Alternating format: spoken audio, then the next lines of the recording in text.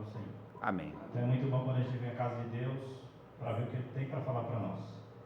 Que nós temos que ser guiados pela palavra de Deus, pelas orientações dele. Então é um prazer muito grande, eu agradeço o convite, muito obrigado, viu? Muito obrigado pela presença de cada um de vocês. Amém. Que cada um seja agraciado pela graça e o Espírito Santo do Senhor. Amém.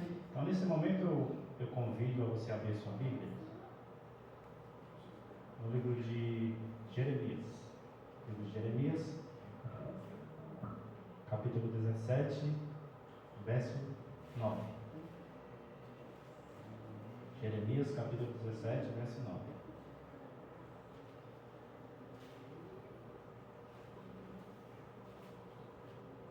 Amém? Todos acharam aí? Amém. Vamos fazer uma oração. Tem gente que não achou ainda, eu espero. Jeremias, capítulo 17, verso 9.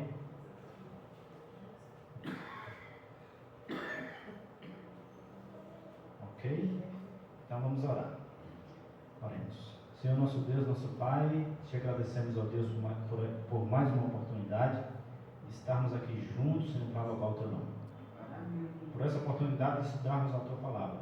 Que o Teu Santo e Bom Espírito, Senhor, faça com que nós venhamos entender a Tua vontade.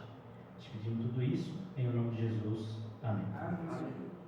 Jeremias 9:17. Antes de nós lermos, eu vou fazer uma pergunta para você. 17:9. Perdão, 17:9. Eu quero fazer uma pergunta para você. Se em algum momento da sua vida você já fez uma escolha e depois de você ter tomado essa escolha, passou um tempo e você viu que aquela escolha não foi certa. Será que já aconteceu isso com você? Algumas vezes, só uma vez, ou nunca aconteceu? Então agora vamos à leitura. E diz assim: enganoso é o coração, mais que todas as coisas, e perverso. Quem o conhecerá? Então a palavra do Senhor aqui em Jeremias 17:9 diz que enganoso é o quê? O coração. O coração é mais enganoso do que todas as coisas. Então, como eu perguntei, se você fez uma escolha alguma vez e você acha que aquela escolha não deu certo, é porque realmente seu coração se enganou. Você já ouviu alguém, ou alguém já chegou para você e falou assim: eu estou com uma dúvida aqui, eu tenho que tomar uma decisão na minha vida, mas eu não sei o que fazer. Tem essas duas opções aqui, eu tenho que tomar uma decisão. E alguém chegou para a pessoa e falou assim: siga o seu coração. Você já ouviu isso?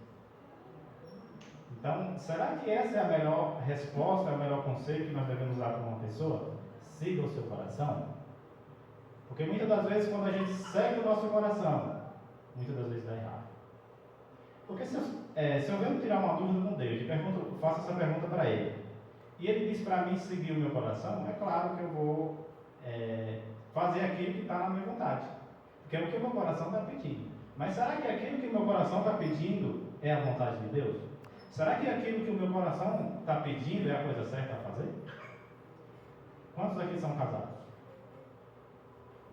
Tem alguns casados aqui, né? Eu pergunto para você nessa noite: a decisão que você tomou de escolher essa pessoa para casar, hoje, pense aí com você. Você acha que foi a pessoa certa? Não responda, por favor. Será que foi a pessoa certa? Então, muitas das vezes, muitos casamentos deram errado. E muitos ainda vão dar errado, porque simplesmente tomaram a decisão do próprio coração, simplesmente sem consultar a Deus, sem consultar a família. Então, muitas das vezes, muito casamento foi ao fracasso por conta disso. Então, quando nós quisermos tomar uma decisão na nossa vida, fazer algo, nós temos que, a nossa decisão tem que ser baseada na palavra de Deus. Convido você a abrir a Bíblia agora em Gênesis, capítulo 6.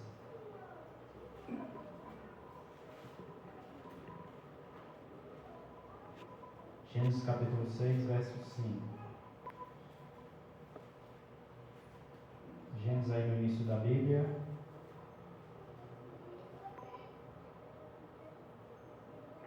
Capítulo 6 de Gênesis, verso 5 diz assim: e viu o Senhor que a maldade do homem se multiplicara sobre a terra, e que toda a imaginação dos pensamentos do seu coração era só continuamente mar. Então Deus viu que a maldade do homem se multiplicou sobre a terra. A maldade do homem cresceu. E nós sabemos que no início da criação não era assim. Nós sabemos que no início da criação Deus criou o homem e a mulher perfeitos. O homem e a mulher foi criado por Deus. A natureza deles era de obedecer a Deus. A natureza deles era de tomar decisões certas. Mas quando surgiu esse erro, esse engano, onde surgiu isso? Será que foi no jardim do Éden? Surgiu com Adão e Eva? Abra sua Bíblia agora em Isaías. Isaías capítulo 14. Livro de Isaías capítulo 14, verso 13 e 14.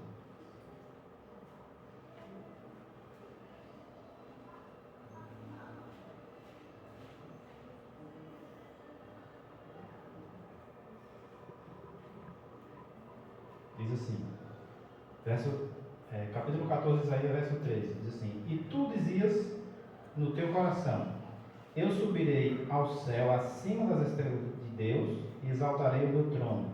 E no monte da congregação me assentarei, da banda do lado do norte. E subirei acima das mais altas nuvens, e serei semelhante ao Altíssimo. Então a Bíblia diz aqui que alguém pensou em seu coração, teve ali um desejo, um sentimento de subir acima das estrelas dos céus. Esse alguém teve um intuito de fazer os céus acima dos céus de Deus, da morada de Deus.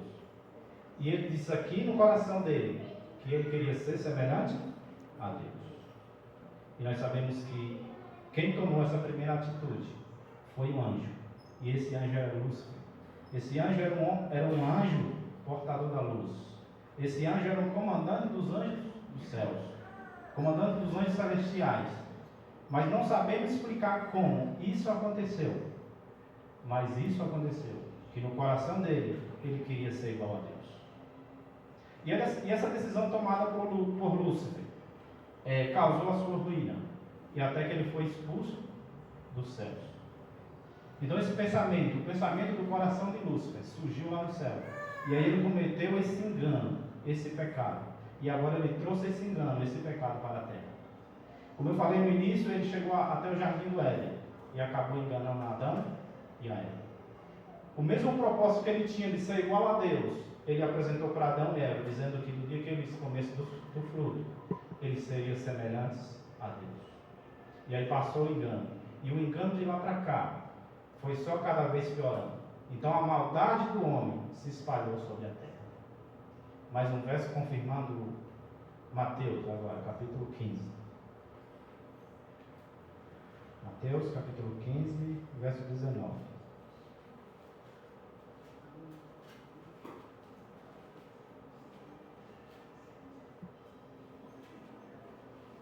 Capítulo 15 de Mateus,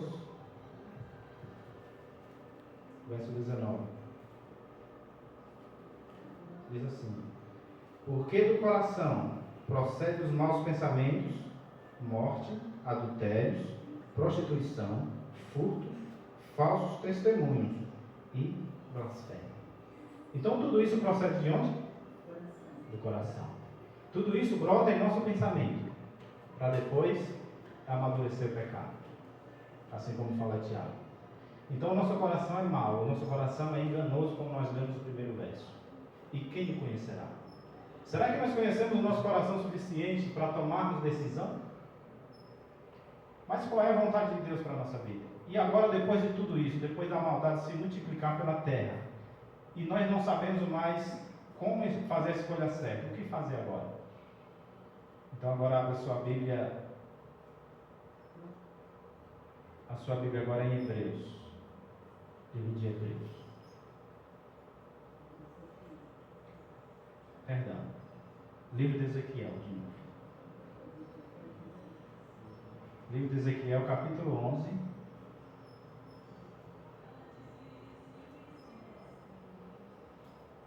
Capítulo 11, verso 19.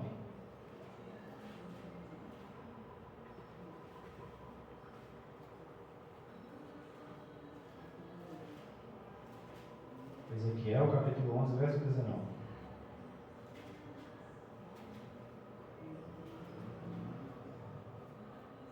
Diz assim: E lhes darei o mesmo coração e um espírito novo, e porei dentro deles, e tirarei a sua perdão. E lhes darei o mesmo coração e um espírito novo, e porei dentro deles, e tirarei a sua carne e o coração de pedra, e lhes darei um coração de carne. Amém. Então, essa é a vontade de Deus para mim e para você. Ele quer tirar o nosso coração de pedra. O nosso coração de pedra, que só sabe fazer as escolhas erradas. Mas Ele quer colocar em nós um coração de carne. E dentro desse coração de carne, Ele dá o quê? O Espírito. Ele quer colocar o Espírito Santo de Deus dentro de mim e de você. Amém. Então, a partir daí, a gente pode tomar as decisões corretas ao lado de Deus. Amém? Que você e eu nessa noite venham tomar as decisões certas ao lado de Deus, baseado na palavra do Senhor. Amém. Agora sim, Hebreus 8:10. Vamos ver o que Deus quer fazer com a gente também, para a gente tomarmos as decisões certas. Hebreus, capítulo 8, verso 10.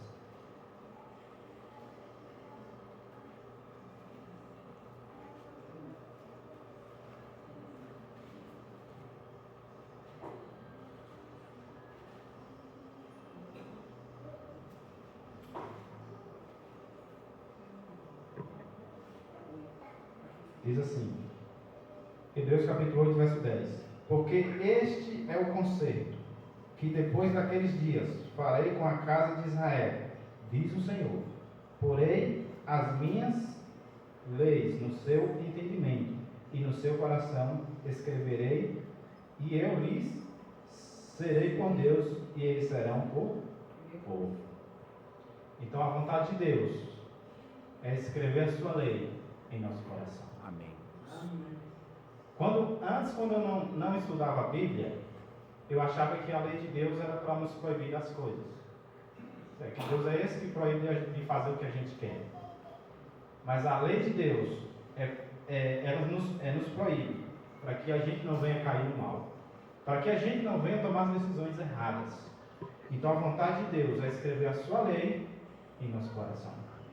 A vontade de Deus é escrever a sua lei na nossa mente, no nosso entendimento, para que assim nós venha fazer as escolhas certas. Agora mais um verso, Romanos, capítulo 12. Romanos, capítulo 12.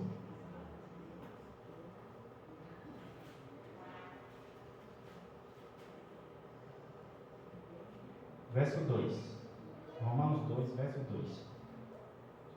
Diz assim: E não vos conformeis com este mundo, mas transformai-vos pela renovação do vosso entendimento, para que experimentei qual seja a boa e agradável e perfeita vontade de Deus.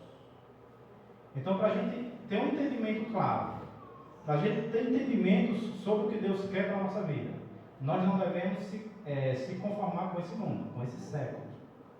Mas a nossa mente tem que ser renovada. A nossa mente tem que ser renovada pelo Espírito de Deus. Porque quando a nossa mente é renovada pelo Espírito de Deus, aí agora a gente passa a entender a vontade de Deus. Passa a entender qual é a vontade de Deus para a nossa vida. Para nós experimentar o poder de Deus transformador na nossa vida, nós precisamos ter uma mente renovada pelo Espírito Santo de Deus. Que a graça de Deus possa se estender sobre cada um de nós. Que o Espírito dele possa estar em nosso coração, no nosso dia a dia, para nós estarmos tomando essa decisão correta ao lado dele. Mas nós precisamos de algo também. E João é muito claro em dizer, capítulo 3 de João, verso 5. Livro de João, Evangelho, capítulo 3, verso 5.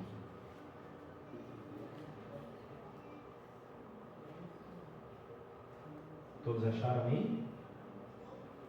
Diz assim: Jesus respondeu: na verdade te digo, que aquele que não nascer da água do Espírito não pode entrar no reino de Deus. Então, para que eu e você entre no reino de Deus, nós precisamos nascer da água. Nós precisamos passar pelo batismo. A Bíblia diz que aquele que crê e for batizado, esse será salvo.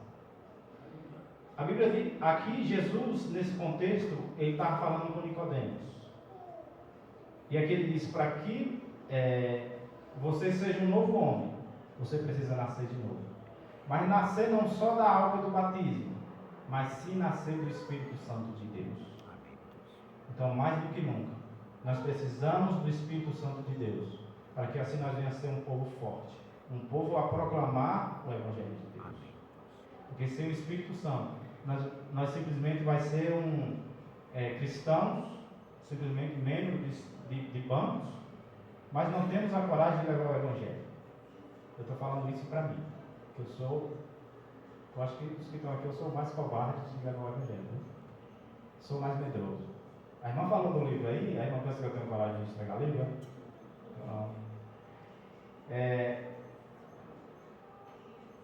acho que tem um ano e pouco, a gente foi fazer uma entrega de livro no crematório ali de Alpina, e o irmão me chamou, eu fiquei assim, aí ele me ligou no dia, e aí, você vai? Eu digo, vou.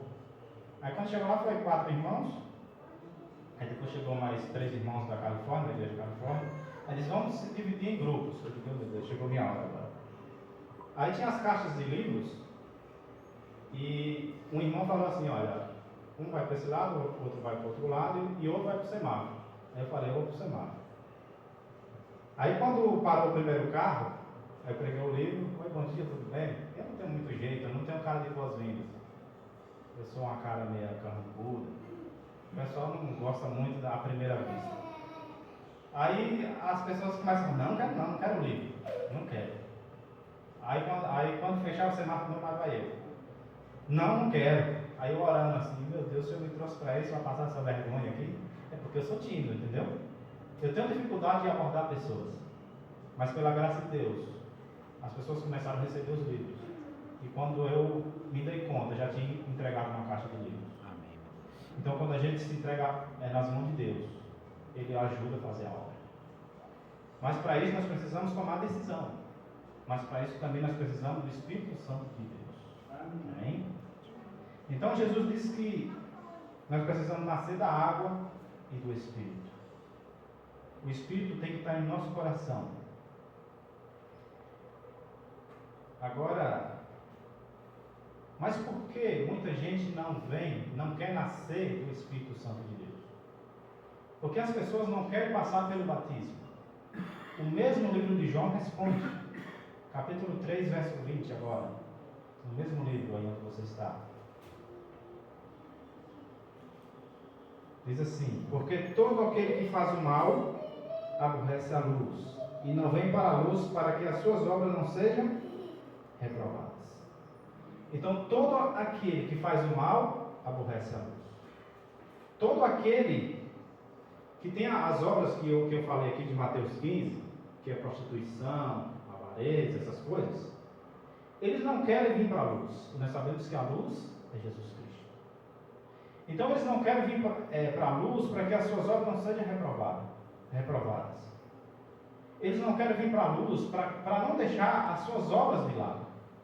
Por esse motivo, muitas pessoas não vêm para a luz, porque amam mais as obras do que a luz. Infelizmente, é duro dizer isso, mas aqueles que permanecerem nas suas próprias obras, infelizmente não vão se salvar. Mas que eu e você venha permanecer na luz que é Jesus Cristo. Amém. Agora Isaías 57. Só reafirmando dessas mesmas pessoas que não querem vir para a luz. Isaías capítulo 57, verso 20.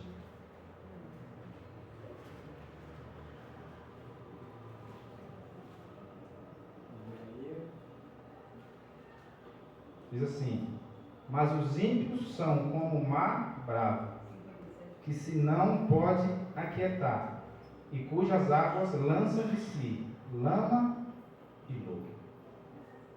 Então, esses são as obras dos ímpios. Você já foi no mar onde só tem água suja? Você vê quando as ondas batem ali onde tem sujeira, que levanta aquela lama. Muitos ímpios são assim. Tem pessoas que só vivem para magoar as outras pessoas. Tem pessoas que vivem nesse mundo simplesmente para jogar pessoas para baixo, para colocar defeito nas pessoas. Então essas pessoas são como um mar bravo, lança de si lama e lodo. De longe parece uma água limpa, mas quando você chega próximo, é pura água suja. Então os ímpios são assim, e essas pessoas não querem vir para a luz. Mas eu vou terminar esta noite com o último verso que eu li aqui na última pregação, que é Apocalipse capítulo 22. Eu amo esse verso. É um convite para mim e para você. Apocalipse capítulo 22, verso 14.